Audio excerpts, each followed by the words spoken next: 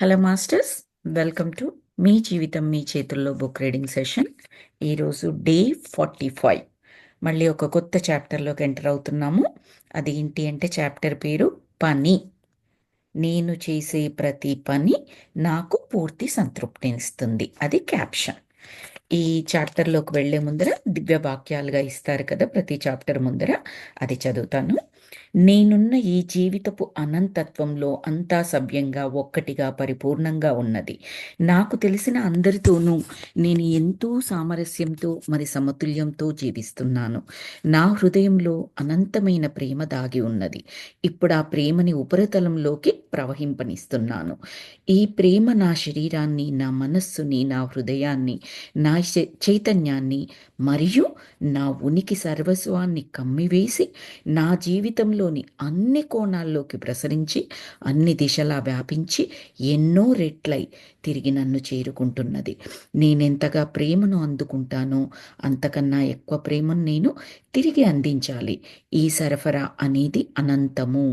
ప్రేమని పొందడం నన్ను నేను మంచిగా భావింపనిస్తుంది.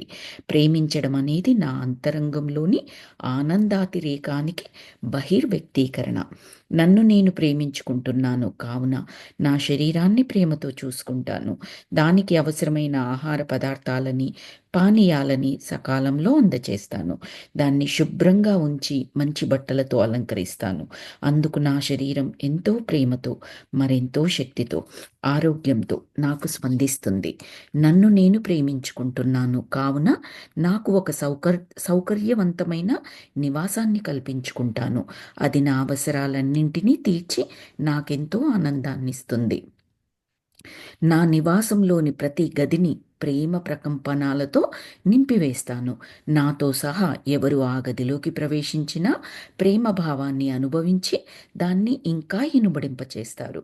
నన్ను నేను ప్రేమించుకుంటున్నాను కావున నాకెంతో ఆహ్లాదాన్నిచ్చే నాలోని సృజనాత్మకతని, నా ప్రజ్ఞాపాఠవాలని వెలికి తీసే పనిని నేను ఎంపిక చేసుకుంటాను. నన్ను ప్రేమించే నేను ప్రేమించే వ్యక్తులతో వారి కొరకు నేను చేసే పని నాకు చాలా మంచి ఆదాయాన్ని ఇస్తుంది. నన్ను నేను ప్రేమించుకుంటున్నాను కావున అందరి పట్ల నా ఆలోచన రీతి, నా ప్రవర్తన తీరు ప్రేమపూరితంగా ఉంటుంది. నేనేదైతే ఇస్తానో అదే ఎన్నో రెట్లు అయి నన్ను చేరుకుంటుంది. నేను ఆకర్షించే వారంతా ప్రేమపూర్వకంగా ఉంటారు. ఎందుకంటే వారు నా హృదయానికి ప్రతిబింబాలు కనుక. నన్ను నేను ప్రేమించుకుంటున్నాను కనుక గతాన్ని మరియు అన్ని గత అనుభవాల్ని పూర్తిగా క్షమించి విసర్జిస్తున్నాను. అందువలన నేను స్వతంత్రుడిని అయిపోతున్నాను. నన్ను నేను ప్రేమించుకుంటున్నాను కనుక నేను ఈ ప్రస్తుత క్షణంలో పూర్తిగా జీవిస్తున్నాను. ప్రతి క్షణాన్ని మంచిగా అనుభవిస్తూ నా భవిష్యత్తు ఎంతో క్షేమకరంగా, ఉజ్వలంగా, ఆనందదాయకంగా ఉంటుందని భావిస్తాను. ఎందుకంటే నేను ఈ సృష్టికి ముద్దు బిడ్డను. ఈ సృష్టి నన్ను ఎప్పుడూ కూడా ప్రేమగా చూసుకుంటుంది. మరి నా ప్రపంచంలో అంతా సవ్యంగా ఉన్నది. అత్యద్భుతంగా రాశారండి. ఇక్కడ అంతా కవర్ చేశారు. నేను, నా మనస్సు, నా హృదయము, నా శరీరము, నా నివాసము అంటే ఇల్లు, నా ఇంట్లోని ప్రతి గది, ఆ గదిలోకి వెళ్ళే నేను, నాతో పాటు మిగతా వారందరూ ఎవరొచ్చినా అంటే మన ఫ్యామిలీ మెంబర్స్, మన ఇంటికి రిలేటివ్స్ రావచ్చు, ఫ్రెండ్స్ రావచ్చు, ఎవరు రానివ్వండి, వాళ్ళందరూ కూడా. తర్వాత ఆదాయ వనరులు కూడా చెప్పారంటే నేను బిజినెస్ చేసినా, జాబ్ చేసినా, ఇంకేదైనా యాక్టివిటీ చేసినా దాని నుంచి నాకు, నా ఫ్యామిలీకి లభించే ఆదాయ వనరులు. తర్వాత కంప్లీట్గా నేను ప్రజెంట్లో ఉంటాను. నా గతంలో ఏదైనా జరిగి ఉంటే క్షమించి వేస్తున్నాను, విసర్జించి వేస్తున్నాను అని చెప్పారు. వదిలిపెట్టేస్తున్నాను. తర్వాత భవిష్యత్తు కూడా ఉజ్వలంగా, ఆనందంగా ఉంటుంది. ఎందుకు అంటే ఈ సృష్టికి ముద్దు బిడ్డ నేను. ముద్దు బిడ్డ అంటే ఏం చేస్తారు? అడిగిన ప్రతీదీ అందుతుంది ఆ ముద్దు బిడ్డకి. అంతే కదండి. గారాదం మనం చేస్తున్నాం అనుకోండి, మన పిల్లల్ని అడిగిన ప్రతీదీ ఇవ్వడానికి ప్రయత్నిస్తాం. అట్ ద సేమ్ టైం వాళ్ళ వెల్ బీయింగ్ కూడా ఆలోచిస్తాం. వాళ్ళకు అన్ని రకాల సరి అయినదే ఆలోచించి మరీ చేస్తాం. అలాగే మనకి ఆ సృష్టి చేస్తుంది అని అర్థం. ఆ సృష్టి ఎప్పుడూ ప్రేమగా కంప్లీట్గా కవర్ చేసింది. Everything relational, financial, needs, wants, body level, mind level, soul level, everything complete చేసింది ఇక్కడ. సో ఇది దివ్యవాక్యాలతో ఈరోజు మనం మెడిటేషన్ చేసుకుందాం. మాస్టర్స్ అత్యద్భుతంగా ఉంది ఇది. సో చాప్టర్లోకి వెళ్ళిపోతున్నాము. పని అనే చాప్టర్. నేను చేసే ప్రతి పని నాకు పూర్తి సంతృప్తినిస్తుంది. పై వాక్యం మీ పట్ల నిజమవ్వాలి అని అనుకుంటున్నారా? కానీ అలా కాకుండా క్రింద ఇవ్వబడిన విధంగా కొన్ని పరిమితమైన ఆలోచన విధానాలతో మిమ్మల్ని మీరు ఎలా నిర్బంధించుకుంటున్నారో చూడండి అని అంటున్నారు. ఏంటి అంటే మనం చేసే పని చేస్తూ ఉంటాం. అది ఇంటి పని కానివ్వండి, వంట పని కానివ్వండి, ఇతరులకు చేసే సాయం కానివ్వండి, ఆఫీస్ పని కానివ్వండి, ఇంకేదైనా కానివ్వండి, పిల్లలకు చేసే పని కానివ్వండి, ఆ పని మనం చేస్తూ ఉంటాము. ఇష్టంగానే చేస్తూ ఉన్నాము అని అనుకుంటాం. కానీ పని చేస్తూ చాలా రకాలైన ఆలోచనలు మనకు వస్తుంటాయి. విసుగుతూ రావచ్చు, పని ఓవర్‌లోడ్ అయ్యి రావచ్చు, పని నచ్చక రావచ్చు, పని చేయడం చేత కాక కూడా రావచ్చు. ఏదైనా కావచ్చది. సో, అలా మనం ఏ విధంగా అనుకుంటామో అంటున్నారు. నేను ఈ ఉద్యోగంలో కొనసాగలేను. నా బాస్ అంటే నాకిష్టం లేదు. అసహ్యం నాకతనంటే లేదా ఆమంటే. నాకు కావలసినంత నేను సంపాదించలేను ఈ జాబ్‌లో ఉంటే. నేను చేసిన పనిని వాళ్ళు ఎప్పటికీ మెచ్చుకోరు. నా కొలీగ్స్‌తో పాటు కలిసిమెలిసి నేను పని చేయలేకపోతున్నాను. నేను వరస్ట్ టీమ్‌లో ఉన్నాను. అసలు నాకేం చేయాలో నేను తెలియడం లేదు. నాకు చాలా నాలెడ్జ్ ఉన్నది. నేను నాలెడ్జ్ ఉపయోగించి నేను పని చేస్తున్నట్లయితే అది నచ్చట్లేదు. లేదా ఎవరో ఒకరు ఇబ్బందులు పెడుతున్నారు. నన్ను పైకి రానివ్వకుండా చూస్తున్నారు. ఒక ఆఫీస్ పనిని ఎగ్జాంపుల్‌గా తీసుకొని చెప్తున్నారండి. ఇవన్నీ మనకందరికీ అందులో కనీసం కొన్నైనా అనుకుంటూ ఉంటాము. ఎప్పుడో ఒకసారైనా అనుకోవచ్చు. ఎప్పుడూ కూడా అనుకోవచ్చు. ఒక ఆఫీస్ పని ఎగ్జాంపుల్‌గా తీసుకుంటే, ఇంటి పనికి సంబంధించి కూడా అనుకుంటామండి. అందరము అనుకుంటాము. There was no exception at all. ఈ పని ఎన్ని రోజులు చేయాలో, ఎంత చేసినా నాకు అవ్వట్లేదు. ఈ పిల్లల మాట వినరు, లేదా హస్బెండ్ ఆర్ వైఫ్ మాట వినదు. ఈ గిన్నెలు ఎంత తోమినా ఉంటాయి. ఇంటి పని అసలు అయిపోనే అయిపోదు. ఒకరు కాకపోతే ఇలా రకరకాలుగా ఉంటాయి కదండీ! ఇవన్నీ కూడా ఏమంటున్నారంటే, పరిమితమైన ఆలోచనా విధానాలు. మనం చేసే పని మనకి పూర్తి సంతృప్తినివ్వాలి. అప్పుడు ఏమవుతుందంటే, ఆ ఆనందంతో చేసే పనులకి కంప్లీట్ రిజల్ట్ వస్తుంది. మనమేమి ఎక్స్‌పెక్ట్ చెయ్యము. కానీ రిజల్ట్ మాత్రం వచ్చేస్తుంది. బికాస్ పూర్తి ఎనర్జీని అక్కడ ఇచ్చేస్తున్నాం మనం. సంపూర్ణమైన శ్రద్ధతో పనిచేస్తున్నాము. ఎటువంటి అడ్డుగోడలు లేవు మనం చేసే పనిలో, మన ఆలోచనలో.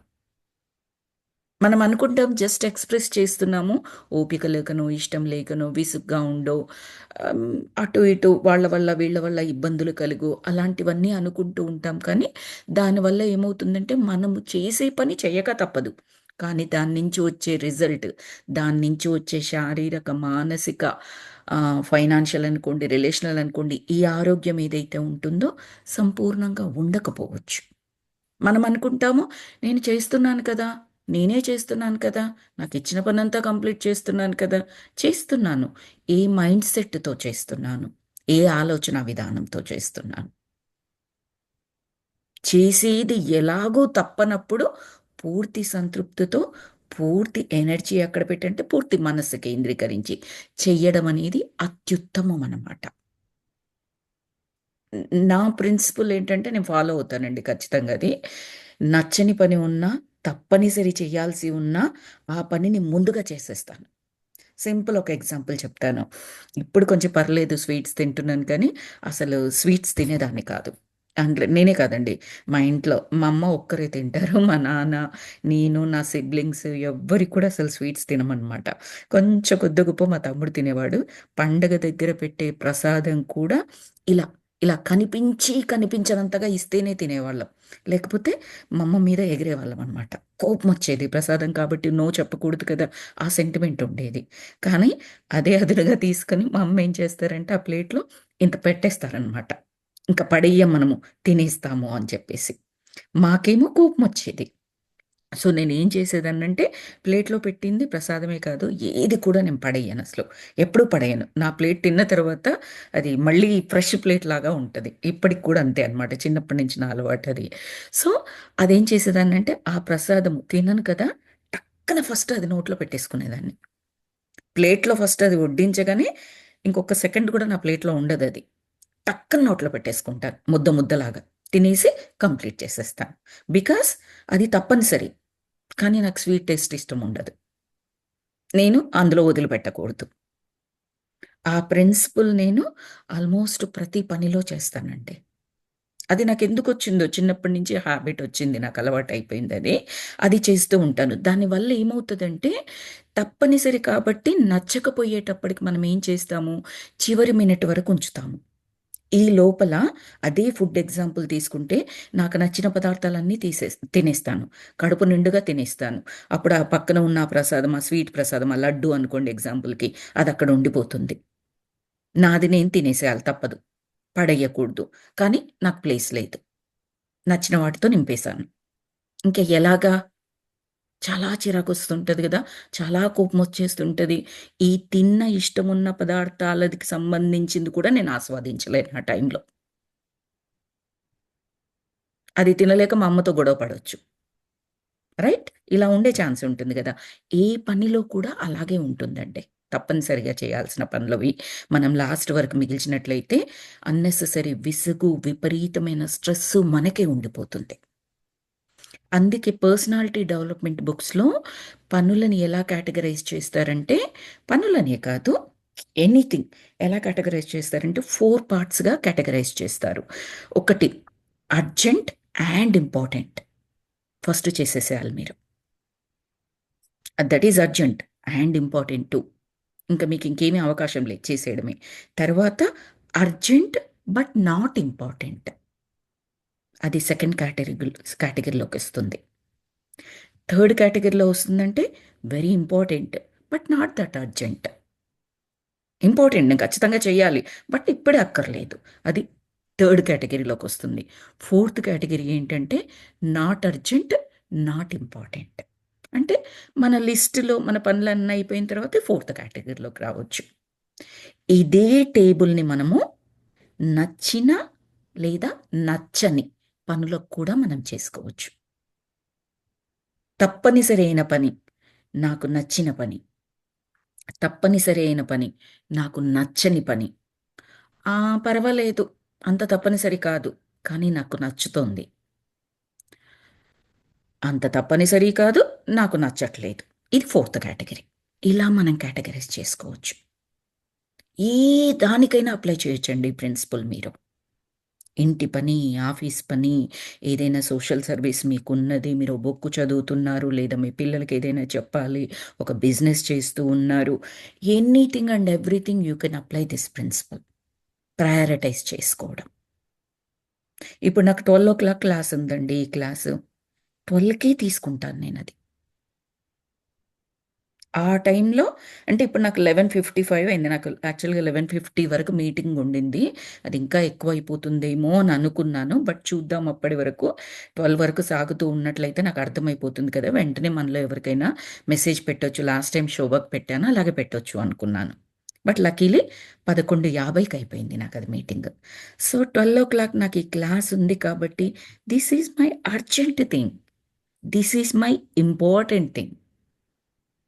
నాకు మార్నింగ్ నుంచి మీటింగ్స్ ఉన్నాయి కాబట్టి 10 వరకు చేశాను. నేను రొట్టె చేసుకుందాం అనుకున్నాను లంచ్‌కి. అది ఇంకా నేను చేసుకోలేదు.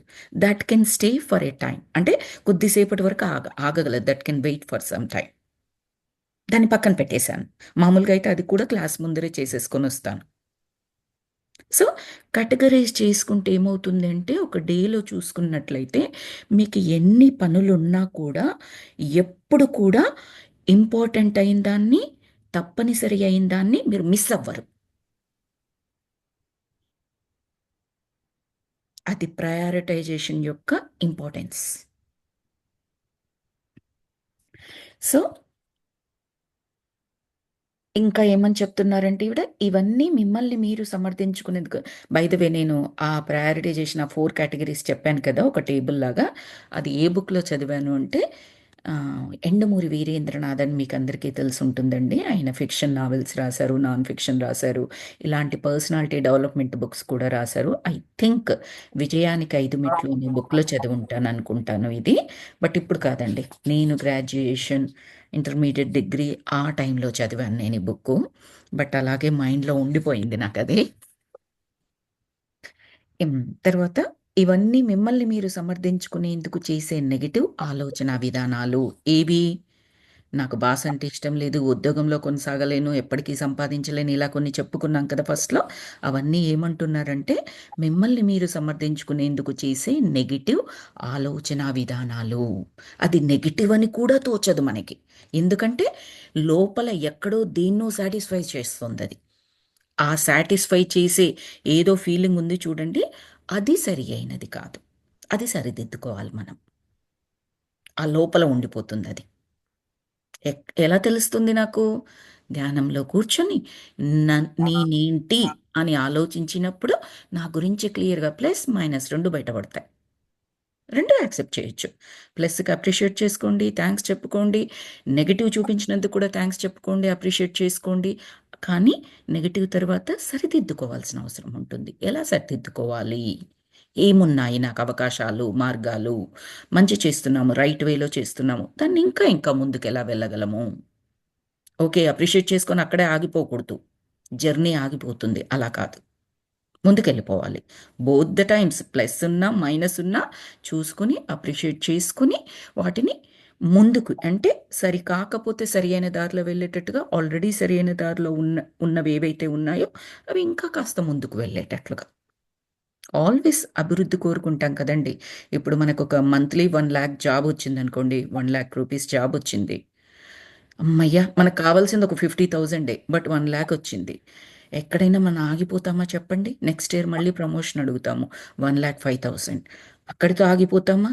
లేదు. మళ్ళీ నెక్స్ట్ ఇయర్ అడుగుతాం. అంటే ఒక ధనంలోనే కాదు, ఇలా అభివృద్ధి చెందాలి అని అనుకోవడం అనేది ప్రతి దాంట్లో, మనం ఏ పని చేస్తున్నప్పటికీ కూడా అందులో పురోగం పురో పురోగతి సాధించాలి అని కోరుకుంటామన్నమాట.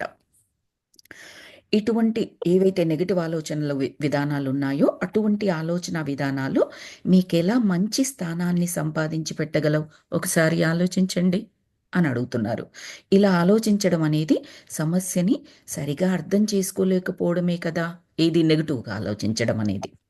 మీరు ఒకవేళ మీకు ఇష్టం లేని జాబ్లో ఉంటే, లేదా మీ స్థానాన్ని మార్చుకోదలిచిన, లేదా మీరు పనిచేసే చోట మీరు ఇటువంటి సమస్యలను ఎదుర్కొంటున్నా, లేదా మీరు ఒకవేళ ఉద్యోగం పోగొట్టుకొని ఉన్నా, లేదా ఇటువంటి పరిస్థితులను సృష్టించుకొని ఉన్నా, మీరు మీ ప్రస్తుత పరిస్థితిని సమీక్షించుకోవలసిన సరైన విధానం క్రింది విధంగా ఉండాలి అని చెప్తున్నారు.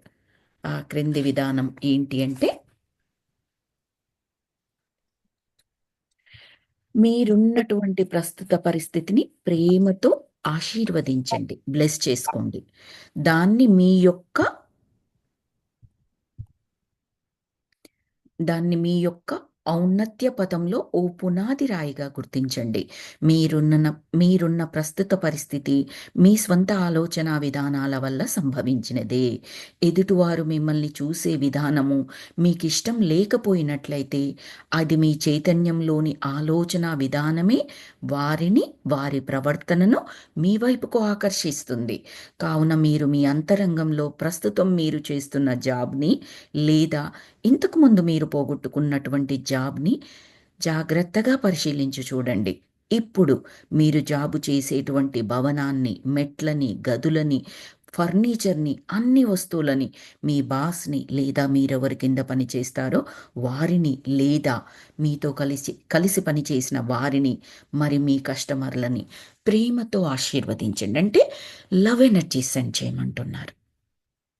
ఆ స్ట్రెస్ ఎనర్జీస్ కాదు, చిరాకు ఎనర్జీస్ కాదు, కోపం ఎనర్జీస్ కాదు, ప్రేమ ఎనర్జీస్ని. ఎవ్రీథింగ్ మనకు ఫేవరబుల్గా షిఫ్ట్ అయిపోతుందన్నమాట. బాగా చిరాకు పడే స్పౌజ్ ఉన్నారనుకోండి, అయిన దానికి కాందానికి మనం ఎక్కువగా స్పౌజ్ ఎగ్జాంపుల్స్ ఎందుకు చెప్పుకోవాల్సిన అవసరం ఉంటుంది అంటే, ద లాంగ్ జర్నీ వాళ్ళకే ఉంటుంది కాబట్టి. పేరెంట్స్తో అంత ఎక్కువ ఉండకపోవచ్చు, సిబ్లింగ్స్తో ఉండకపోవచ్చు, రిలేషన్స్, ఫ్రెండ్స్, కొలీగ్స్, నైబర్స్, ఇవే కదండి, వీళ్ళతో ఎక్కువగా ఉండకపోవచ్చు. బట్ స్పౌస్తో in any country, in any religion, in any customs, జనరల్గా wife and husband relation is the longest journey. Right. అందుకని మనం ఆ ఎగ్జాంపుల్ తీసుకుంటాము. ఎక్కువ రోజులు జర్నీ చేస్తున్నారంటే డిఫరెన్స్ ఆఫ్ ఒపీనియన్స్ అనేవి కంపల్సరీ ఉంటాయి కాబట్టి దానివల్ల మనకి ఏవైనా ఇబ్బందులు ఉండొచ్చు, ప్రాబ్లమ్స్ ఉండొచ్చు, కాన్ఫ్లిక్ట్స్ ఉండొచ్చు, ఏదైనా కావచ్చు. కాబట్టి ఆ ఎగ్జాంపుల్ తీసుకుంటే మనకేమవుతుందంటే అది సర్దుబాటు చేసుకోవడానికి మనం అప్లై చేసుకునే మార్గాలు కనపడుతూ ఉంటాయన్నమాట. మిగతావన్నీ కూడా అంతే ఇంపార్టెంట్. తక్కువ ఇంపార్టెంట్ అని చెప్పట్లేదు. బట్ ఇక్కడ లాంగెస్ట్ జర్నీ ఉంటుంది. అందుకని.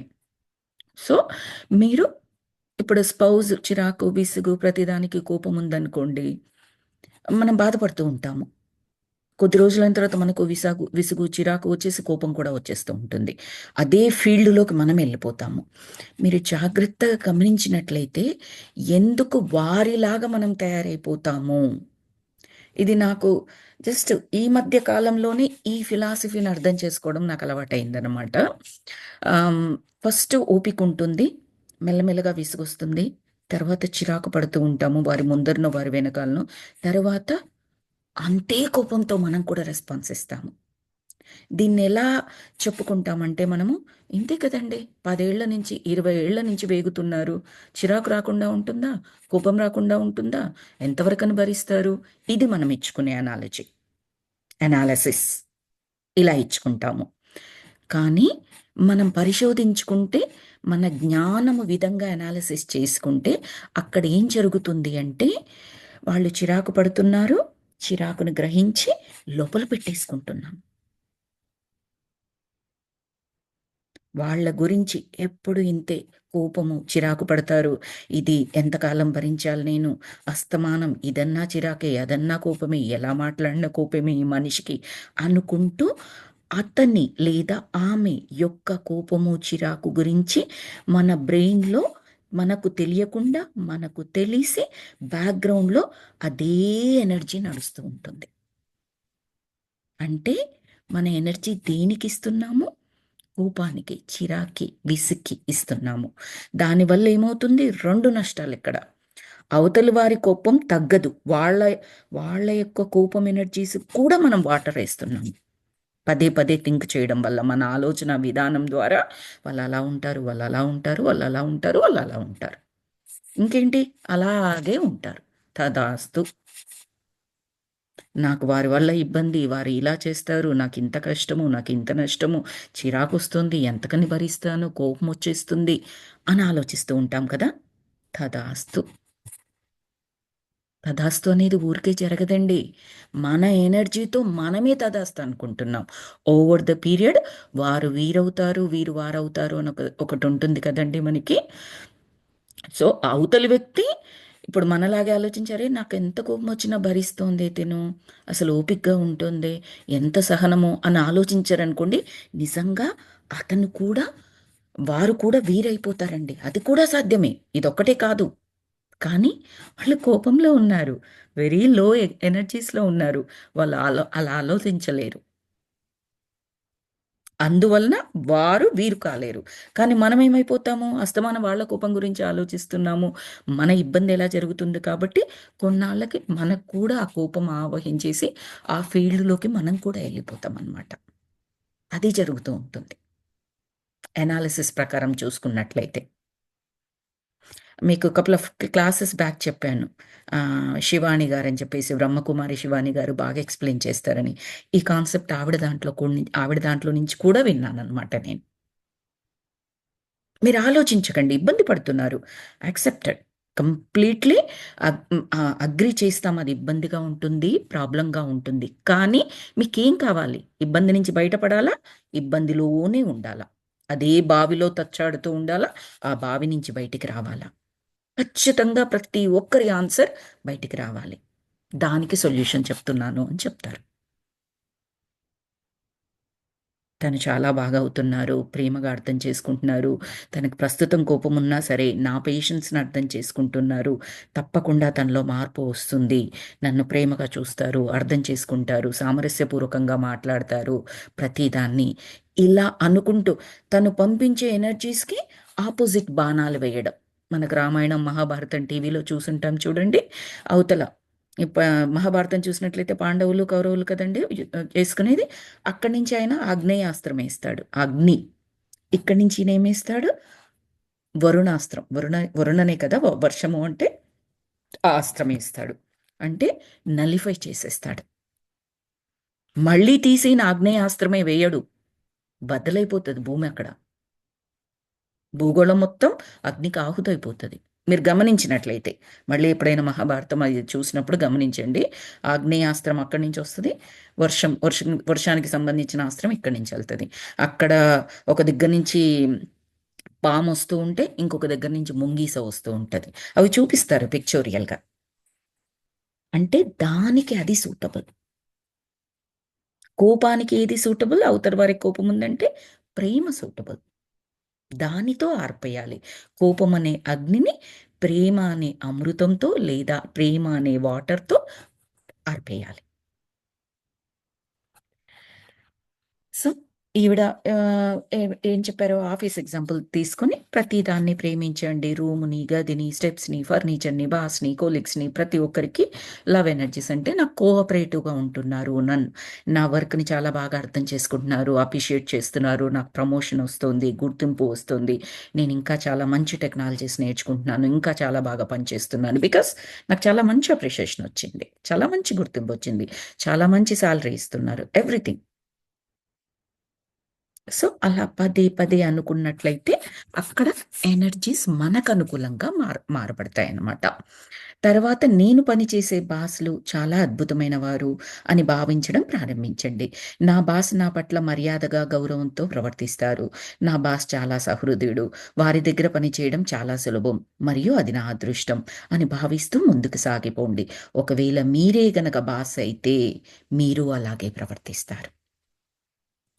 అందరికీ ఇది ప్రాక్టికల్‌గా ఇంప్లిమెంట్ చేసేటప్పుడు చాలా ఇబ్బందిగా ఉంటది. అక్కడ బాస్ చూస్తే పెద్ద రావణాసురుడు. లోపల నుంచి రాముడు అనుకోమంటే ఎక్కడి నుంచి వస్తదండి మనకి? చాలా కష్టం. అది బాస్ అనే కాదు. చెప్పాను కదా! ఈవిడ ఓన్లీ ఆఫీస్ ఎగ్జాంపుల్ తీసుకొని ఎక్స్‌ప్లెయిన్ చేస్తున్నారు. మనం అన్నింటికి అప్లై చేయొచ్చు. అదెక్కడి నుంచి వస్తది? రాదు. చాలా కష్టం. కానీ మనకు సులభం. బికాస్ ప్రతిరోజు ఈ ధ్యానం అనే ప్రయాణంలో ఉంటూ జ్ఞానాన్ని తీసుకుంటూ ఉన్నాం కాబట్టి మన శక్తి నిల్వలు ఎలా ఉంటాయంటే ఎప్పుడూ కూడా సహజంగా ప్యూర్గా ఉండి మనని ఎంకరేజ్ చేస్తూ ఉంటాయి. ఆ ఎనర్జీస్లో ఉంచుతాయి. 24 గంటలు తిరక్కముందే మళ్ళీ ఈ ఎనర్జీస్కి వస్తున్నాం మనము. ప్రతిరోజు అట్లీస్ట్ మీరు ఒక్క క్లాస్ అటెండ్ అయినట్లయితే 24 గంటల లోపల ఆ ఎనర్జీస్ మళ్ళీ మళ్ళీ మళ్ళీ మళ్ళీ ఆ లూప్లోనే తిరుగుతున్నాం. వితిన్ 24 అవర్స్ ఎక్కడో మీరు డ్రాప్ అయ్యారు, ఎనర్జీ డ్రాప్ అయ్యారు. మళ్ళీ కొన్ని గంటల్లో ఎనర్జీ మళ్ళీ ఎలివేట్ అయిపోతుంది మనకి. బికాస్ ఎవ్రీడే ప్రయాణం మనది. బ్యాక్గ్రౌండ్లో కానీ ఈ ధ్యానము, జ్ఞానము కాన్సెప్ట్ మీరు ఏ పని చేస్తున్నారు, రన్ చేస్తున్నారు అనుకోండి, అసలు కంటిన్యూటీ కంప్లీట్లీ ఎక్కడా టచ్ పోదు. జస్ట్ బ్యాక్గ్రౌండ్లో తిరుగుతుంటుంది మీ మైండ్ బ్యాక్గ్రౌండ్లో. ఏదో ఒక ఆలోచన చేస్తూ ఉంటాం కదా, ఆలోచన పక్కన పెట్టి మనసుకి మనం ఈ జ్ఞానాన్ని అలవాటు చేద్దాం. చాగంటి గారు చెప్పారు అనుకున్నాం కదా మనము. అవసరమైన దాన్ని మనసుకి ఊతకర్రలాగా ఇవ్వాలి. బికాస్ మనసుకి ఒక ఊతం అనేది అవసరం. మనం ఏది ఇవ్వకపోతే దానికి నచ్చింది పట్టేసుకుంటుంది. నెగిటివ్ ఆలోచనలు దొరికాయి, పట్టేసుకొని వెళ్ళిపోతూ ఉంటుంది. అదే చేతికర్రలాగా తీసుకొని వెళ్ళిపోతూ ఉంటుంది. అదేదో మనము శ్రద్ధ పెట్టి సాధన చేసి దీన్ని పట్టుకో, నాకు నిరంతరం ఇదే గుర్తు చేస్తూ ఉండు అని చెప్పామనుకోండి, అదే సాధన చేసామనుకోండి, దాన్నే ఊతకర్రలాగా పట్టుకొని ఉంటుంది. స్పెసిఫిక్గా కూర్చొని మెడిటేషన్ చేయాల్సిన అవసరం కూడా రాదప్పుడు మనకి. రాదు అంటే చేస్తే చాలా మంచిది. డెఫినెట్‌గా చెయ్యాలి కూడా. ఇన్ కేస్ ఏ రోజైనా మీరు చెయ్యలేకపోయినా no need to feel guilty. Because complete మనసు దేని మీద ఫోకస్ చేసింది. మీరు ఏ పని చేస్తూ ఉన్నా, ఎంత బిజీగా ఉన్నా, జ్ఞానం మీద. ఓకే. సో, తర్వాత ఒక ఎగ్జాంపుల్ చెప్పారు ఇంకొకటి. ఒక యువకుడు కొత్తగా ఉద్యోగంలో చేరాడు. అతడు చాలా టెన్షన్ పడుతున్నాడు. "నువ్వెందుకు బాగా పని చేయలేవు? బహుశా నువ్వే చక్కగా పనిచేసి విజయం సాధించవచ్చునేమో అని నేను చెప్పాను. ఆవిడ చెప్పారట, నీ హృదయాన్ని తెరిచి ఉంచి నీలోని అనంతమైన సృజనాత్మకతని బయటికి ప్రవహింపనివ్వు. నీవు పనిచేసే సంస్థని, ఆ చోట పనిచేసే వారిని, నువ్వు ఎవరి క్రింద పనిచేస్తావో వారిని, ప్రతి కస్టమర్ని ప్రేమతో ఆశీర్వదించు. బ్లెస్ చెయ్యి అంటే ఇక్కడ అర్థం ఏంటంటే లవ్ ఎనర్జీస్ని పంపించమని అర్థం ఇక్కడ. సామరస్యం పూర్వకమైన ఎనర్జీస్ పంపిస్తున్నాము. కంప్లీట్గా మనకు అనుకూలంగా ఉండే ఎనర్జీస్ పంపిస్తున్నాము. ఎలా కావాలో అలాగా. నువ్వు బాగా పని చేయగలవు అని నేను చెప్పి పంపాను. ఆవిడ చెప్పి పంపారట. అతడట అది చాలా చక్కగా ఆచరణలో పెట్టాడు. ఇప్పుడు అతడు తన జాబ్లో చాలా చక్కగా రాణిస్తున్నాడు. ఈ వాక్యం అనేది ఏదో సింపుల్గా ఇది బుక్లో పెట్టిన వాక్యం కాదండి. నిజంగా జరుగుతుంది. మనలో చాలా మంది ఎక్స్పీరియన్స్ చేసిన వాళ్ళు ఉన్నారు. చాలా మీన్స్ చాలా మంది. మీరు ఎంత నమ్మకంతో దాన్ని అమలు పరిచినట్లయితే అంత బ్యూటిఫుల్ రిజల్ట్స్ వస్తాయి. 100% గ్యారంటీడ్ అని ఉంటాయి కదా కొన్ని అడ్వర్టైజ్మెంట్స్, అలాగే అనుకోండి. 100% గ్యారంటీడ్. ఒకవేళ మీరు ప్రస్తుతం చేస్తున్న జాబుని వదిలివేయదలిస్తే, ఆ స్థానాన్ని మీరు ప్రేమతో వదిలివేస్తున్నట్లుగా, మరొకరు ఆ స్థానాన్ని ఆనందంతో స్వీకరిస్తున్నట్లుగా భావించండి.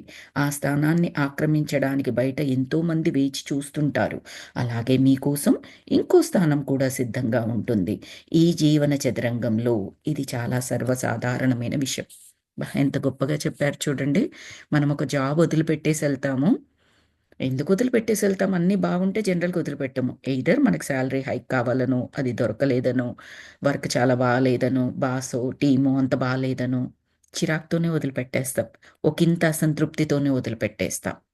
చాలా బావుంది అయినా వదిలిపెట్టేస్తున్నానని మాత్రం జనరల్‌గా జాబ్ వదిలిపెట్టేయం. కానీ మీరెలా జాబ్ వదిలిపెట్టినా కూడా, వదిలిపెట్టిన జాబ్‌కి కూడా బ్లెస్ చేయండి.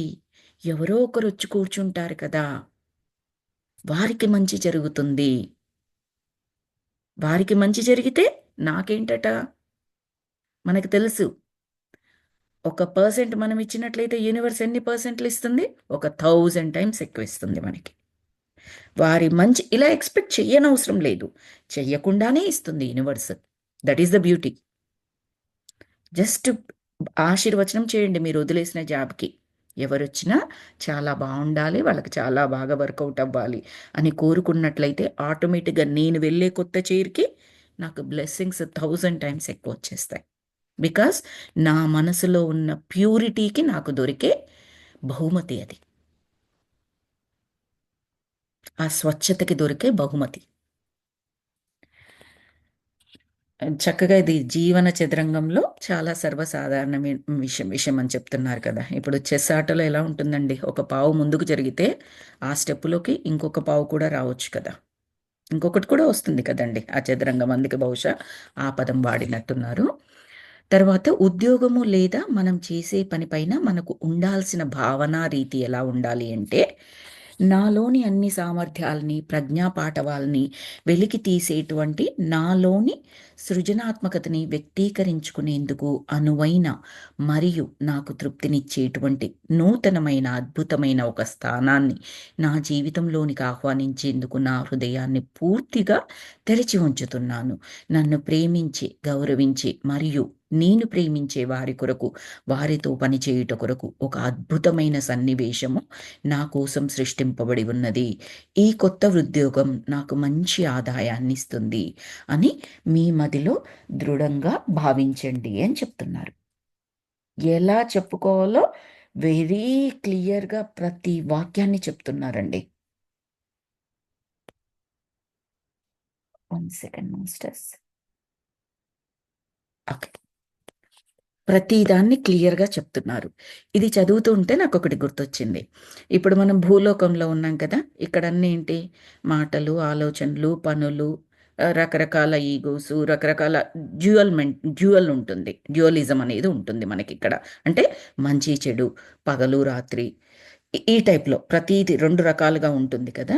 అదే ఒకసారి సోల్ బాడీని వదిలేసి పైలోకాల్లోకి వెళ్తే మనం కొన్ని ఆత్మ బుక్స్‌లో ఇంతవరకు వినే ఉంటాము. ఎక్కడో అక్కడ మనం కూడా చదువుకునే ఉంటాము. ఏంటి అంటే అక్కడ మీరు జస్ట్ మైండ్లో ఆలోచన చేస్తే చాలు అది జరిగిపోతుంది. You don't need to do anything. ఒక పని జరగాలి. నాకు ఇది లెట్స్ సే నాకొక ల్యాప్‌టాప్ కావాలి. నాకు ల్యాప్‌టాప్ కావాలి. ఆలోచన చేశారు. ఆ థాట్ సిగ్నల్ పంపించారు. అది మీకొచ్చేస్తుంది. అఫ్‌కోర్స్ అక్కడ ఉన్న లోకాలలో ఏ విధంగా ఉంటుందో ఆ విధంగానే వచ్చేది. ఇప్పుడు ల్యాప్‌టాప్ అంటే మీ చేతిలో ల్యాప్‌టాప్ ఎలాంటి పరికరం ఉందో అలాగే రావాలని లేదు. అక్కడ ల్యాప్‌టాప్ అంటే ఏంటి? అదెలా ఉంటుంది? ఆ విధంగా మీ చేతికి దొరికిపోతుంది. అంటే మీరు కావలసింది ఏదైనా సరే థాట్‌గా ఒక ఆలోచనగా రిలీజ్ చేసినట్లయితే అది జరిగిపోతుంది. అండ్ మీరొకరితో మాట్లాడాలనుకున్నారు. నోరు తెరిచి మాట్లాడాల్సిన అవసరం ఉండదు. Telepathic signals. అక్కడ ఉన్నవి మిగతా ఆత్మస్వరూపాలకు కమ్యూనికేట్ చేయాలనుకుంటున్నారు. Telepathic signals. అండ్ ఇంకొకటి, అక్కడ మీరనుకున్నా కూడా ఎలాంటి ఇంప్యూర్ థింగ్స్ ఉండవు. అంతా ప్యూరిటీ, అంతా లవ్. ఆ లోకాన్ని ఈ లోకంలోకి తీసుకురావడానికే ఇలాంటి స్పిరిచువల్ గురువుల యొక్క ముఖ్య ఉద్దేశం అండి. ఇప్పుడు ఇది చదువుతుంటే ఇదంతా ఆటోమేటిక్‌గా పైలోకంలో జరుగుతుంది. మన పై డైమెన్షన్స్‌లో జరుగుతుంది. Why can't we do that here? అలా అక్కడ జరుగుతుంది అని తెలిసినప్పుడు మనం ఎందుకు ఇక్కడ చేయకూడదు? టెలిపతిక్ కమ్యూనికేషన్ అనేది నాకు మెడిటేషన్‌లోకి వచ్చే వరకు ఆ వర్డ్ ఒకటి తెలీదండి. విని ఉంటానేమో, బట్ దాని మీనింగ్ అయితే నాకు తెలీదు. ఒకవేళ తెలిసినా కూడా అది నిజమని నమ్మేదాన్ని కాదేమో. కానీ నాకు నా ఫ్రెండ్ చేయించింది. ఆహ్, టెలిపతిక్ కమ్యూనికేషన్‌ది. దాని గురించి నాకు క్లియర్‌గా చెప్పలేదు. బట్ నాతో ఎక్సర్సైజ్ చేయించిందనమాట. నాకు నా మెడిటేషన్ నేర్పించిన గురువు అని చెప్పాను కదా! తను చేయించింది నాతో. ఒక క్లాస్‌లో ఉన్నప్పుడు, ఒక సబ్జెక్ట్ వింటూ ఉన్నప్పుడు, నేను కూడా తనతో కమ్యూనికేట్ చేయడానికి ప్రయత్నించాను. జరగొచ్చు, జరగకపోవచ్చు. That's different story. But we can do the experiments. And మనం చాలా సార్లు చెప్పుకుంటూ ఉంటాము. క్లాస్‌లో ఇలా నిన్న 41 డేస్ సెలబ్రేషన్స్‌లో కూడా చెప్పారు. ఏంటి అంటే వాళ్ళకో క్వెషన్ వస్తుంది. కానీ వాళ్ళ ముందరున్న మాస్టరే ఏదో ఒకటి క్వెషన్ అడుగుతారు. ఇక్కడున్న ఎవరైతే కోఆర్డినేటర్ ఉన్నారో ఇక్కడ చెప్పడానికి వాళ్ళ ద్వారానో లేదా తోటి పార్టిసిపెంట్స్ నుంచో ఒక అనుభవం రూపంలోనో, ఒక జ్ఞానం రూపంలోనో ఆన్సర్ వచ్చేస్తుంది. నెక్స్ట్ చెయ్యి రైజ్ చేసిన వాళ్ళు ఏంటండి మీ క్వెషన్ అంటే, లేదండి నా ముందు వాళ్ళు అడిగితే మీరు ఆన్సర్ చేసేసారు. లేదా నా ముందు వాళ్ళు ఆల్రెడీ చెప్పేసారండి. నాకు ఆన్సర్ దొరికింది. ఇంకా నాకు క్వెషన్ లేదండి అని చెప్తూ ఉంటారు. ఇది సర్వసాధారణంగా మోస్ట్ కామన్ థింగ్. ఎలా జరిగింది? మీ బ్రెయిన్‌లో ఆ క్వెషన్ ఉంది. పక్కన ఇంకో పార్టిసిపెంట్ అడగడం ఏంటి? లేదా పార్టిసిపెంట్ ఏదో డిఫరెంట్ క్వెషన్ అడిగింది. దానికి ఆన్సర్ చేస్తూ నేను మీకు కూడా ఆన్సర్ అయ్యే విధంగా నేను చెప్పడం ఏంటి ఇంకొక ఎక్స్‌ట్రా టాపిక్? టెలిపతిక్ కమ్యూనికేషన్ అండి. Almost we will be in the same energies while we are in a class, we are in meditation session most of the time. మనం అంటాం కదా గ్రూప్ ఎనర్జీస్ అని. అదే ఎనర్జీ ఫీల్డ్‌లో ఉంటాం కాబట్టి ఒకరి బ్రెయిన్‌లో వచ్చిన దానికి ఇంకొకరి దగ్గర నుంచి ఆన్సర్ వస్తూ ఉంటుంది. Telepathic communication simply say. So, చక్కటి ప్యూర్ ఎనర్జీస్ మనలో పెట్టుకున్నట్లయితే, ఆ పై లోకాల్లో ఏదైతే జరుగుతుందనుకుంటున్నామో, ఇక్కడ కూడా చేయొచ్చు. సో, అది చెప్తున్నాననమాట. బ్యూటిఫుల్ ఐడియా కదండీ ఇది. అనుకుంటూ ఉంటాము. లోకంలో అంతా మంచే ఉంటే బావుండు. అందరూ ధర్మంగానే ఉంటే బావుండు. అందరూ నిజమే చెప్తే బావుండు. ఎంత బావుంటుంది ఈ గొడవలు లేకుండా. పక్క వాళ్ళు వీళ్ళా? వాళ్ళా? అని మనం ఆలోచించాల్సిన అవసరం ఉండదు. అందరూ సత్యం మాట్లాడేవాళ్ళే. అందరూ ధర్మం పాటించేవాళ్ళే. అందరూ నిజాయితీగా ఉండేవాళ్ళే. ఇంక ఎందుకుంటుందండి మన మనసులో ద్వంద్వము అనేది? అంతా మంచే ఉన్నప్పుడు చెడు గురించి ఆలోచించాల్సిన అవసరం ఉండదు కదా! వాళ్ళు నాకు మంచి చేస్తున్నారా? చెడు చేస్తున్నారా? అనే క్వెషన్ లేదు. బై డిఫాల్ట్ మంచే. రైట్? సో, అలా ఆలోచనలు చేయమని చెప్తున్నారనమాట. ఆహ్, ఒకవేళ మీరు పనిచేసే చోట మిమ్మల్ని ఎవరైనా ఇబ్బంది పెడుతూ ఉంటే వాళ్ళని ప్రేమతో ఆశీర్వదించండి. వాళ్ళని మీరు తలుచుకున్నప్పుడంతా వారిని ప్రేమతో ఆశీర్వదించండి. మన అందరిలోనూ ప్రతి లక్షణము ఉంటుంది. మనము ఒక హిట్లర్ నాజీ హిట్లర్ ఉన్నాడు కదండి. హిట్లర్ అయ్యేందుకైనా లేదా ఒక మదర్ తెరీసా అయ్యేందుకైనా సర్వసమర్థులమే. బహుశా అలా అయ్యేందుకు మనము ఎంపిక చేసుకోవట్లేదేమో మన ఆలోచనలని. ఎవరైనా మీరు ఏ పని చేసినా ఒప్పుకోకుండా ఉన్నట్లు ప్రవర్తిస్తుంటే అప్పుడు ఆ వ్యక్తి మీతో చాలా ప్రేమతో ప్రశంసాపూర్వకంగా ఉన్నట్లు భావించండి. నేను ఇది ఎక్స్పెరిమెంట్ చేశానండి. ఇప్పుడు ఈ వాక్యం ఏదైతే ఉందో అది ఎక్స్పెరిమెంట్ చూశాను. నాకు రిజల్ట్ వచ్చిందండి. చాలాసార్లే చేశాను. చాలా మంచి రిజల్ట్ వచ్చింది ఇది. ఎవరైనా ఒక వ్యక్తి చాలా క్రూరంగా ప్రవర్తిస్తూ ఉంటే ఆ వ్యక్తి మీ పట్ల చాలా సున్నితంగా దయార్ద్ర భావంతో ఉన్నట్లుగా భావించండి. ఒక వ్యక్తిలో మీరు కేవలం మంచి లక్షణాలనే చూసినట్లయితే ఆ వ్యక్తి ఆ లక్షణాలని మీ పట్ల చూపిస్తాడు. ఆ వ్యక్తి మిగతా వారితో ఎలా ప్రవర్తించినా సరే మీ పట్ల మాత్రం మీరు భావించినట్లే ప్రవర్తిస్తాడు. ఎక్సలెంట్ కదా! మంచి ఫార్ములా దొరికింది మనకి. ఇంకా పాటించేయడమే. ఉదాహరణ చెప్తున్నారు. ఉదాహరణకి ఒక అబ్బాయి ఒక క్లబ్‌లో పియానో వాయించే ఉద్యోగంలో కొత్తగా చేరాడు. వారి బాస్ చాలా కఠినాత్ముడిగా, చాలా చెడ్డవాడిగా పేరొందాడు. అతని క్రింద పనిచేసే వారంతా అతడు లేనప్పుడు అతన్ని మిస్టర్ యమ యమ యమ అంటే తెలుసు కదా! యమధర్మరాజు. మిస్టర్ యమ అని పిలిచేవారు. ఆ అబ్బాయి ఇటువంటి పరిస్థితుల్లో నన్ను సంప్రదించాడు. ప్రతి వ్యక్తిలోనూ మంచి లక్షణాలే ఉంటాయి. అతడు ఇతరులతో ఎలా ప్రవర్తిస్తున్నా వారి ప్రవర్తనా రీతి మనల్ని ప్రభావితం చేయజాలదు. నీవు అతడిని తలుచుకున్న ప్రతిసారి ప్రేమతో ఆశీర్వదించు. నేనెప్పుడూ చాలా అద్భుతమైన బాస్‌ల దగ్గరే పనిచేస్తాను అని పదే పదే భావిస్తూ ఉండమని చెప్పాను. నా సలహాని అతడు అలాగే పాటించాడు. అంటే ఏంటి అంటే ఇక్కడ అతడు మిస్టర్ యమనే. అందులో సందేహం ఏమీ లేదు. కానీ ఈ అబ్బాయిని ఏమని ఆలోచించమంటుందంటే నాకు కంప్లీట్‌గా ఫర్‌గా ఉంటాడు. అనుకూలంగా ఉంటాడు. నా పనిని మెచ్చుకుంటాడు. నాకు సులభమైన పని ఇస్తాడు. లేదా నేను అభివృద్ధి పథంలోకి వెళ్ళే పనినిస్తాడు. నేను చేసిన పనికి నాకెక్కడైనా ఎవరి దగ్గరైనా సహాయం కావాలంటే వెంట ఉండి నాకు సహాయం అందేలాగా. మేనేజర్ అంటే అదే పని కదండీ! బాస్ అంటే అదే కదా చేయాల్సింది. సో, అలాంటివి చేస్తాడు. నాకు మాత్రం చేస్తున్నాడు అని అనుకున్నా చాలు. ప్రతి ఒక్కరు అలాగే అనుకున్నారనుకోండి, ప్రతి ఒక్కరి పట్ల ఆ బాస్ యొక్క విధానం ఎలాగుంటుందండి? మంచిగానే ఉంటుంది. ఇంకా ఆయన మిస్టర్ యమ ఎందుకవుతాడు? అవ్వడు. మిస్టర్ రామ. అంతే కదా! అందరూ అలాగే చేస్తే. కానీ అందరిది నా చేతిలోనైతే లేదు కంట్రోల్. నేను పంపిస్తాను. నా దగ్గర నుంచి ప్రతి ఒక్కరికి నేను అవే బ్లెస్సింగ్స్, అవే ఎనర్జీస్ పంపిస్తాను. వారు నాకు అనుకూలంగా ఉన్నారు అని నేను భావిస్తాను.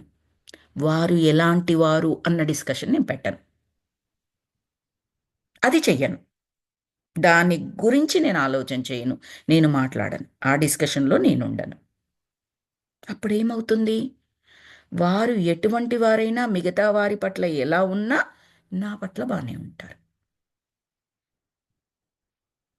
మనము ఇక్కడ ఒక ఎగ్జాంపుల్ చెప్పుకోవచ్చేమో అనుకుంటున్నాను. ఏంటి అంటే మహాభారతంలో కర్ణుడు ఉంటాడండి. దుర్యోధనుడు ఉంటాడు. దుర్యోధనుడు ఎలాంటి వాడో మనకు తెలుసు. ఆయన పేరు అసలు పేరు సుయోధనుడంట. సుయోధనుడు. సు అంటే మంచి. అంటే చెడ్డ. అతని ప్రవర్తన విధానం వల్ల సుయోధనుడు కాస్త దుర్యోధనుడుగా మారింది అని చెప్తారు. ఇది నేను విన్నాను. ఓకే. కర్ణుడు ఎప్పుడు ఏమననేవాడు? Duryodhana is my friend. He'll take care of me. Or నేనెప్పుడైతే ఇబ్బందుల్లో ఉన్నానో, నన్నెప్పుడైతే ప్రపంచం ఒక చిన్న చూపు చూసిందో, ఆ టైంలో నాకొక చిన్న కింగ్డమ్ ఇచ్చేసి, నన్ను రాజుని చేసి, నా యొక్క అంటే ఆ ఇగో ఏదైతే ఉందో ఆర్ వాటెవర్ ఆయన యొక్క ప్రతిభ ఏదైతే ఉందో దాన్ని గుర్తించి నాకు సముచిత స్థానం ఇచ్చాడు. ఆయన నా ఫ్రెండ్. నాకు మంచే చేస్తాడు. నిజంగానే కర్ణుడి పట్ల మంచిగానే ఉన్నాడు దుర్యోధనుడు. ఎప్పుడూ ప్రేమభావంతోనే ఉన్నాడు. రైట్? సో, కానీ ఆ దుర్యోధనుడు ఎలాంటివాడు? చెడ్డవాడు. గొప్పవాడేం కాదు. తండ్రి మాట కూడా పెడచెవిన పెట్టినవాడు. తండ్రి అప్పుడప్పుడు మందలించేవాడు. ఇలా చెయ్యకురా, ఇది కష్టంరా, ఇది నష్టంరా అని చెప్పేవాడు. వినేవాడు కాదు. సో, అది. అంటే కనెక్ట్ అవుతుందో లేదో తెలియదు. నాకు ఎందుకో అది గుర్తొచ్చింది. ఆ ఎగ్జాంపుల్ కనెక్ట్ అవుతుందేమో అని అందుకే చెప్పాను మాస్టర్స్. తర్వాత ఎక్కడున్నాము? నా సలహాని అతడు అలాగే పాటించాడు. అతడు తన బాస్ వద్ద మంచి పేరు తెచ్చుకొని చాలా బోనస్లు అందుకున్నాడు. తర్వాత తన బాస్ యొక్క ఇతర క్లబ్‌లలో కూడా పియానో వాయించేందుకు నియమించబడ్డాడు. Boss is the mister Yama. But ఆయన మిగతా క్లబ్బుల్లో కూడా ఈ అబ్బాయి పియానో వాయించేవాడు. ఇతరులు మాత్రం తమ బాస్‌పై నెగెటివ్‌గానే ఆలోచనలు వదులుతూ వారందరూ మునుపటిలాగే అతడితో ఇబ్బందుల పాలవుతున్నారు. ప్రస్తుతం మీరు కోరుకున్న జీవితం మీకు అందకుండా ఉంటే, మీకు లభించుచున్న ప్రస్తుత జీవితమును ప్రేమతో ఆశీర్వదించండి. మనకు ప్రస్తుతం ఉన్న వాటిపై కృతజ్ఞతాభావంతో ఉంటే, అవి ఇంకా ఇంకా వృద్ధి చెందుతాయి. మీరిప్పుడు ఇంకా ఎక్కువ సిరి సంపదల కొరకు, భోగభాగ్యాల కొరకు మీ జీవితాన్ని తెరిచి ఉంచండి. మీరు కోరుకునే ఎక్కువ జీతం కూడా ఇందులో భాగంగానే భావించండి. మీ జీతంలో పెంపుదలకు మీరు అర్హులని భావించండి. అది మీలో నెగెటివ్ లక్షణాలకు కాదు. మీరు మీ సంస్థకు మరియు మీ యజమాన్యానికి ఒక ఆస్తి లాంటివారు. వారి నుంచి వారి లాభాల్లో కొంత వాటాని మీరు కోరుకుంటున్నారంతే. ఎప్పుడూ మీ పనిలో మీకు చేతనైనంత సాయం చెయ్యండి. అప్పుడే మీ సృష్టి మిమ్మల్ని మీరున్న స్థితి నుండి ఉన్నతమైన స్థితికి తీసుకువెళ్తుంది. అలాగా ఇంకా ఇంకా ఉన్నతమైన స్థితులకు తీసుకువెళ్తుంది. మీకిప్పుడున్నటువంటి చైతన్యమే మీరిప్పుడున్నటువంటి స్థితిలో మిమ్మల్ని ఉంచింది. ఆ చైతన్యమే మిమ్మల్ని అక్కడే ఉంచడమో లేదా ఇంకా ఉన్నతమైన స్థితికి తీసుకెళ్లడమో చేస్తుంది. అదెవరు నిర్ణయించుకోవాలి?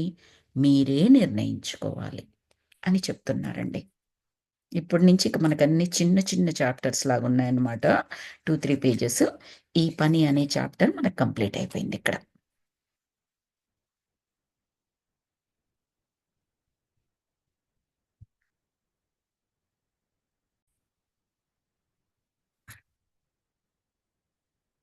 చక్కగా ఈ దివ్య వాక్యాలతో మెడిటేషన్ చేసుకుందాం మాస్టర్స్. నేనున్న ఈ జీవితపు అనంతత్వములో అంతా సవ్యంగా, ఒక్కటిగా, పరిపూర్ణంగా ఉన్నది.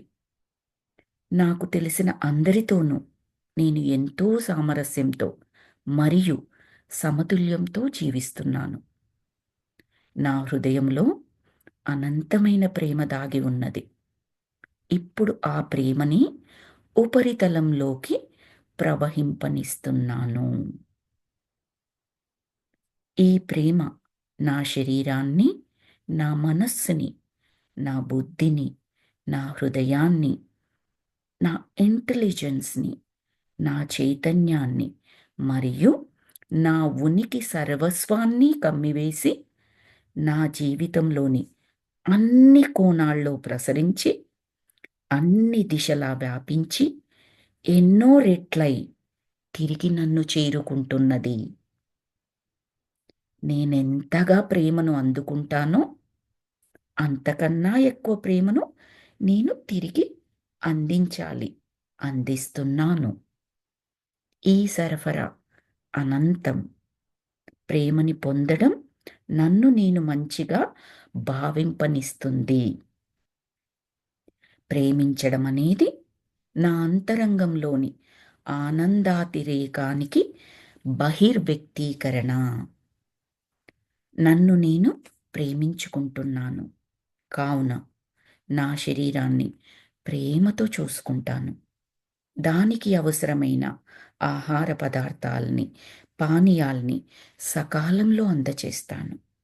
ఫుడ్ గురించి చెప్తున్నారు. అలాగే దాన్ని శుభ్రంగా ఉంచి మంచి బట్టలతో అలంకరిస్తాను. అందుకు నా శరీరం ఎంతో ప్రేమతో, మరెంతో శక్తితో, నాకు ఆరోగ్యంతో నాకు స్పందిస్తున్నది. నన్ను నేను ప్రేమించుకుంటున్నాను. కావున నాకొక సౌకర్యవంతమైన నివాసాన్ని కల్పించుకుంటున్నాను. నా యొక్క అభిరుచులకు అనుకూలంగా, అనువుగా ఉండే విధంగా ఆ నివాసాన్ని కల్పించుకుంటున్నాను. అది నా అవసరాలన్నింటినీ తీర్చి నాకు ఎంతో ఆనందాన్నిస్తున్నది. నా నివాసంలోని ప్రతి గదిని ప్రేమ ప్రకంపనాలతో నింపివేస్తాను, నింపివేస్తున్నాను. నాతో సహా ఎవరు ఆ గదిలోకి ప్రవేశించినా ప్రేమ భావాన్ని అనుభవించి దాన్ని ఇంకా ఇనుమడింపచేస్తారు, ఇనుమడింపచేస్తున్నారు. నన్ను నేను ప్రేమించుకుంటున్నాను కావున నాకెంతో ఆహ్లాదాన్నిచ్చే నాలోని సృజనాత్మకతని, ఆర్టిస్టిక్ స్కిల్స్, నా ప్రజ్ఞాపాఠవాల్ని, నాకున్న ఇంటెలిజెంట్ థింగ్స్ వెలికి తీసే పనిని నేను ఎంపిక చేసుకుంటాను. నన్ను ప్రేమించే మరియు నేను ప్రేమించే వ్యక్తులతో వారి కొరకు నేను చేసే పని నాకు చాలా మంచి ఆదాయాన్ని, ఆనందాన్ని ఇస్తుంది. నన్ను నేను ప్రేమించుకుంటున్నాను కావున అందరి పట్ల నా ఆలోచన రీతి, నా ప్రవర్తన తీరు ప్రేమపూరితంగా ఉంటుంది. నేను ఏదైతే ఇతరులకు ఇస్తున్నానో అది ఎన్నో రెట్లై మళ్ళీ నన్ను చేరుకుంటుంది. నేను ఆకర్షించే వారంతా ప్రేమపూర్వకంగా ఉంటున్నారు. ఎందుకంటే వారు నా హృదయానికి ప్రతిబింబాలు కనుక. అంటే నా హృదయంలో అనంతమైన ప్రేమ ఉన్నది. వారందరిలోనూ కూడా అనంతమైన ప్రేమ ఉన్నది. అది నన్ను తాకుతూ ఉన్నది, స్పర్శిస్తూ ఉన్నది. నేను దాని అనుభవాన్ని పొందగలుగుతున్నాను అని చెప్పినట్లుగా. నన్ను నేను ప్రేమించుకుంటున్నాను కనుక గతాన్ని మరియు అన్ని గత అనుభవాల్ని పూర్తిగా క్షమించి విసర్జిస్తున్నాను. అందువలన నేను స్వతంత్రుడిని అయిపోతాను. నన్ను నేను ప్రేమించుకుంటున్నాను కనుక నేను ఈ ప్రస్తుత క్షణంలోనే పూర్తిగా జీవిస్తున్నాను. పూర్తి ప్రేమని, ఆనందాన్ని సంపూర్ణంగా అనుభవిస్తూ ఉంటాను. ప్రతి క్షణాన్ని మంచిగా అనుభవిస్తూ నా భవిష్యత్తు ఎంతో క్షేమకరంగా, ఉజ్వలంగా, ఆనందదాయకంగా ఉంటుందని భావిస్తాను. ఎందుకంటే నేను ఈ సృష్టికి ముద్దు బిడ్డను. ఈ సృష్టి ఎప్పుడూ కూడా ప్రేమగా చూసుకుంటుంది. మరి నా ప్రపంచంలో అంత సవ్యంగా ఉన్నది. నేను చేసే ప్రతి పని కూడా నాకు పూర్తి సంతృప్తిని, ఆనందాన్ని ఇస్తూ ఉన్నది.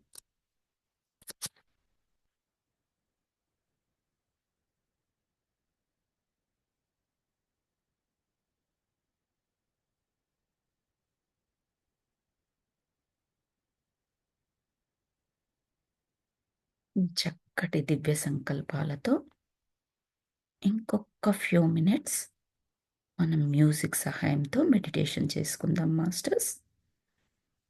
Thank you all so very much for joining today's session.